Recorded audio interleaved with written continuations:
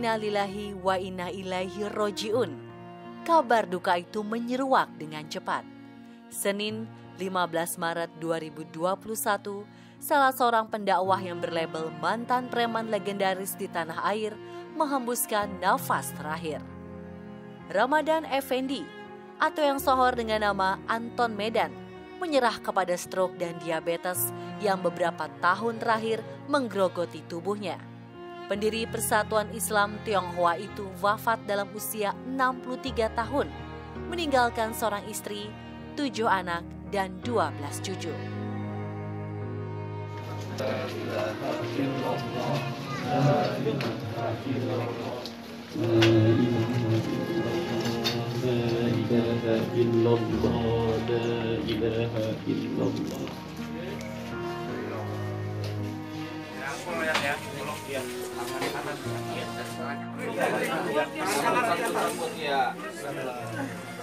Ya, pelan-pelan.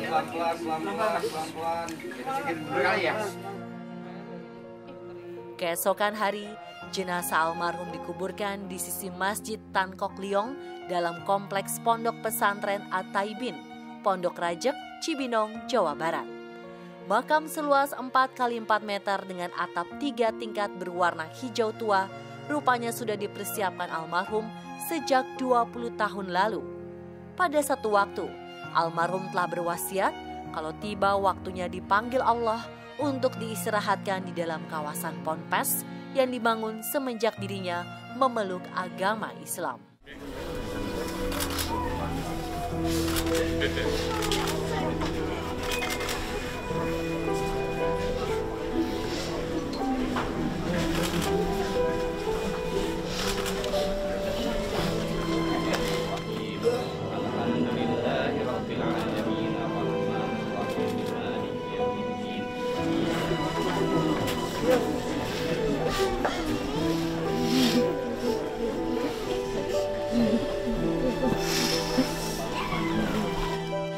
Jadi sebelum pondok pesantren ini dibangun, Papa saya ingat mati dulu. Karena setiap orang pasti akan berpulang kepada Allah Subhanahu wa Ta'ala. Oleh karena itu yang pertama dia bangun adalah pondok ini, makam ini, dan sudah ada. Dan saya selalu diminta untuk mendesain batu nisannya.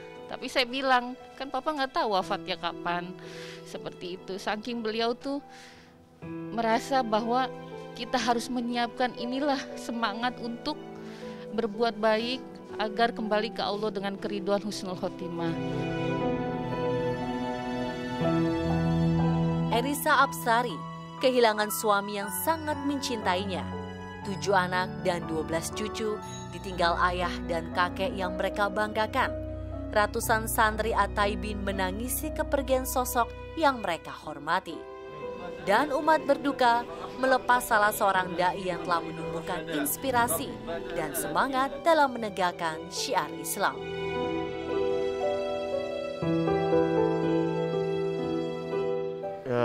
Papa udah seperti papa kandung saya sendiri. Karena kan saya memang, papa saya juga udah meninggal kan, dan beliau seperti udah menggantikan sosok seorang ayah buat saya di Indonesia.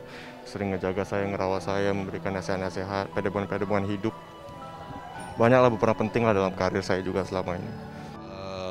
Beliau itu udah sama kayak ayah saya sendiri ya, bahkan bisa dibilang lebih dari ayah kandung kita sendiri gitu.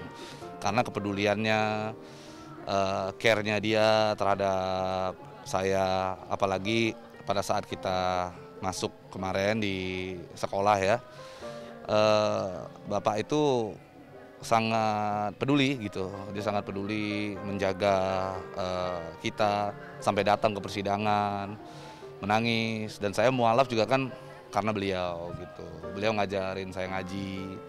Sempat pada saat itu baca Al-Fatihah juga beliau yang pertama kali mengajarin saya baca Al-Fatihah gitu.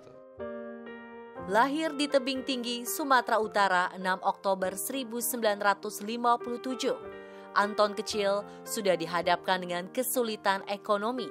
Pada umur 12 tahun, pemilik nama Tionghoa Tan Hock Liang ini sudah harus membantu orang tua mencari nafkah. Ia turun ke terminal dengan menjadi tukang cuci mobil dan bus kota. Kerasnya hidup di jalanan menumbuhkan naluri kepremanannya. Saban hari melihat kesewenangan dan muka bengis. Pernah satu kali upah mencuci mobil tak diberikan. Tak terima, Anton melawan dan menusuk dengan pisau sampai lawannya meninggal. Setelahnya beberapa kali ia terlibat pembunuhan dan perampokan. Dalam usia sebelia itu, Anton sudah bolak-balik merasakan dinginnya bilik penjara. Saya sebelumnya namanya saya masih kecil ya. Saya nggak tahu papa saya perampok atau gimana. Nah, yang jelas setelah saya tahu dari mama saya, terus ya saya nggak merasa malu atau gimana dengan kondisi papa saya. Kenakalannya membuat orang tua angkat tangan. Pun baginya, tebing tinggi mulai terasa kecil. Awal tahun 70-an, Anton remaja merantau ke Jakarta. Di ibu kota sama saja, kerabat tak menerima kehadirannya. Kekecewaan mendalam dan merasa hidup sebatang kara membuat Anton marah kepada keadaan. Masa depan dianggap telah usai. Perjalanan menjadi preman kelas kakap dimulai. Tak ada yang tak dilakukannya. Dari menjamret, merampok, pengedar narkoba, sampai membunuh. Mama sih sebenarnya juga nggak tahu ya, karena kalau misalnya pulang ke rumah itu ya seperti orang kerja kantor, bawa tas kantor gitu loh. Bawa tas kantor ya dek, bawa tas kantor. Tapi mama tahu itu ada gerombolan preman yang gedor-gedor pintu rumah gitu. Karena kan beliau juga ada ribut dengan preman yang lainnya, ada mafia dengan yang lainnya. Jadi pada saat ngegedor pintu rumah kami baru ketahuan seperti itu. Puncak kejayaannya sebagai mafia adalah rentang tahun 1975 hingga 1979 saat ia memutuskan masuk Kalijodo, kawasan pelacuran terbesar di Jakarta. Anton menyewa lapak kepada Daeng Aziz, penguasa Kalijodo. Ia membuka perjudian yang berkembang sebagai kasino terbesar di Jakarta pada masa itu. Pencetak uang itu menghasilkan hampir 2 miliar setiap hari. Anton kaya raya dari usaha perjudian, kenikmatan dunia dalam genggamannya. Anton melakukan apa saja yang disukai. Tuhannya adalah uang. Meski sohor sebagai mafia kelas kakap, usaha judi ilegal dan bisnis esek-eseknya bukan tanpa masalah. Ia terlibat konflik dengan kelompok preman lain. Tak terkira seringnya berurusan dengan pihak berwajib, terutama yang menyangkut pembunuhan. Selama karir kriminalitasnya, Anton sudah masuk penjara sebanyak 14 kali. 2 diantaranya dibuang ke LP Nusa Kambangan, Cilacap.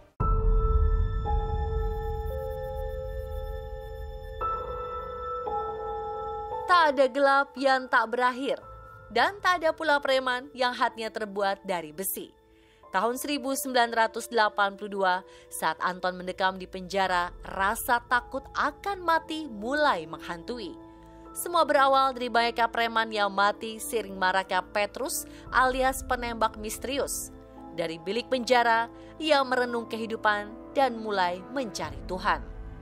Dalam pencariannya itu, sulung 3 bersaudara ini menemukan ajaran dan nilai Islam sebagai obat.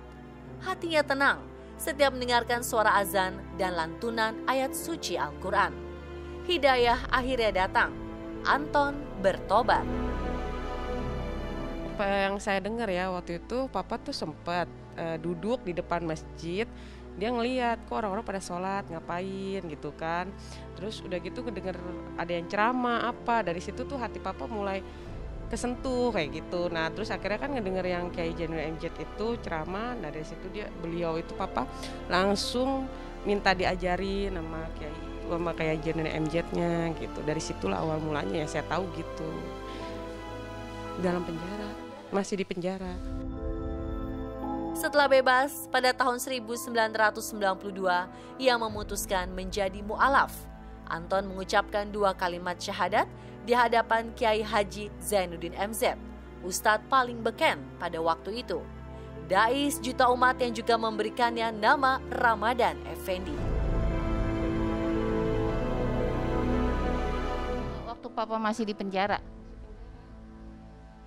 dapat hidayahnya karena sebelum dia muslim itu dia belajar dengan Todi Ardi waktu itu. Nah, sama beberapa tahanan politik dari Islam ya, saya kurang lupa nama-namanya.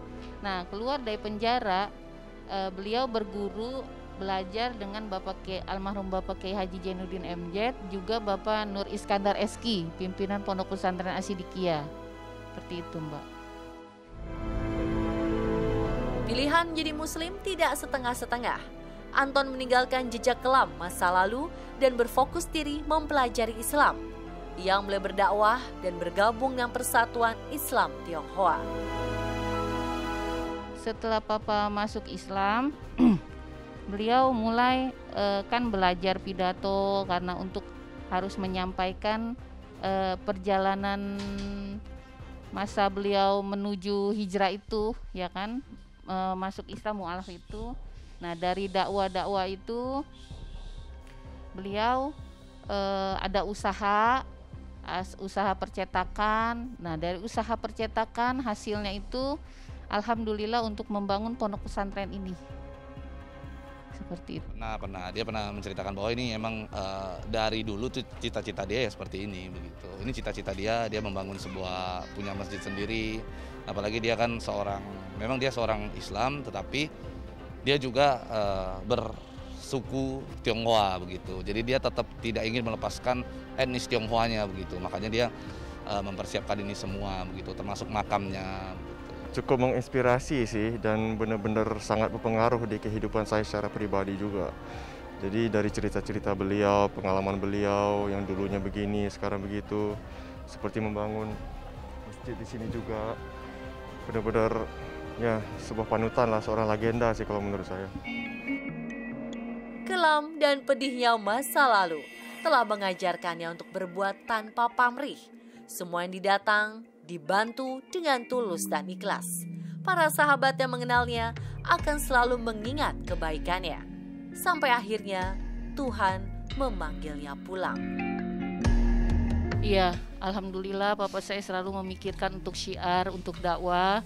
Jadi pondok ini beliau meminta kalau anak-anak semua ada rezeki tolong diperbaiki, masjid dibangun sesuai syariat Islam, agar diminta ini menjadi lembaga untuk pengkajian kolaborasi antara budaya Tionghoa dengan Islam, seperti itu. Iya, karena beliau kan latar belakangnya kan agamanya 5, Buddha, Hindu, semuanya beliau alhamdulillah sudah. Jadi ini mau dijadikan lembaga atau pusat kajian seperti itu. Berkali-kali dia berkali-kali ngajak saya untuk bisa mengerti lah, lebih mendalami dalam ajaran Islam gitu. Cuman kan emang saya dari dulu emang agak bandel ya, dianggap saya agak bandel, makanya ya baru-baru terakhir pas mau nikah aja sih, itu aja sih. Kalau pesan dari beliau sih, maksudnya beliau selalu mengajarkan saya untuk selalu menjadi diri sendiri, selalu menghormati orang tua, keluarga nomor 1. Dan dia juga ya apa adanya, dia tipikal orang yang apa adanya juga gitu loh, nggak pernah peduli omongan orang mau ngomong A, B, C, D, pokoknya you jadi you aja gitu loh. Jangan be in denial, just be yourself aja.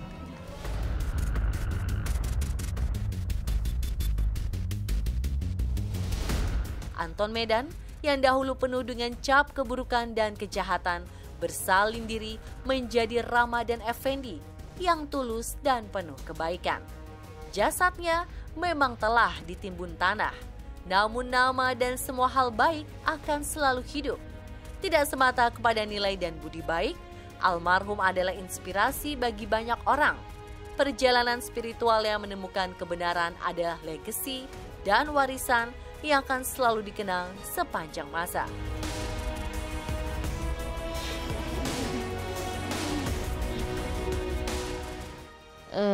Bismillahirrahmanirrahim. Kami dari keluarga besar Haji Anton Medan menyampaikan mohon maaf yang sebesar-besarnya kepada seluruh masyarakat Indonesia, baik yang mengenal Papa saya secara langsung ataupun tidak langsung.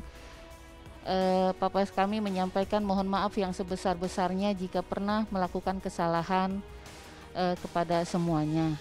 Lalu pesan beliau adalah persatuan di Indonesia ini tidak akan pernah tercabik-cabik dengan banyaknya perbedaan.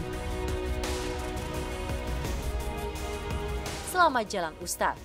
Insya Allah husnul khotimah.